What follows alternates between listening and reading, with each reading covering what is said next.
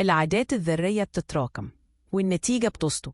صاحبي الجميل، عمرك صحيت فجأة وبصيت في المراية وقلت أنا إزاي وصلت لكده؟ أنا إزاي اتغيرت كده؟ من غير ما آخد بالي. كل حاجة حصلت معاك ما كانتش فجأة، ولا فرحة جت فجأة، ولا ندم جه من لا شيء. السر في التراكم، حاجة اسمها العادات الذرية، يعني تصرف بسيط بيتكرر كل يوم. صفحة في كتاب كل يوم equal قارئ مثقف. تمرين 10 دقايق كل يوم equal جسم أقوى بعد سنة. قوت سكر زيادة كل يوم equal تعب مزمن بعد سنة. الفرق بين الناجح والفاشل مش خطوة واحدة، الفرق في خطوة بتتكرر مرة ورا مرة ورا مرة، من غير ما تحس انت بتبني نفسك أو بتدفنها.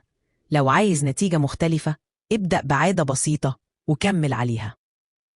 شارك الفيديو ده مع صاحبك الجميل اللي دايما بيستنى اللحظة الكبيرة، وهو مش واخد باله إن العظمة بتيجي من حاجات صغيرة جدا.